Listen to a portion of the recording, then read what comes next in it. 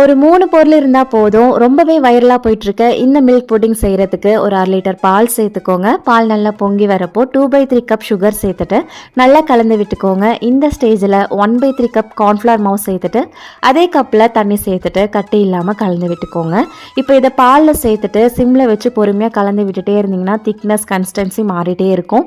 நல்ல ஒரு திக்னஸ் வந்ததும் ஸ்டவ் ஆஃப் பண்ணிவிட்டு ஒரு டின்னில் பட்டர் இல்லை கீ வந்து அப்ளை பண்ணிக்கோங்க. இதில் சேர்த்துட்டு ரூம் டெம்பரேச்சர்லேயே விட்டுருங்க.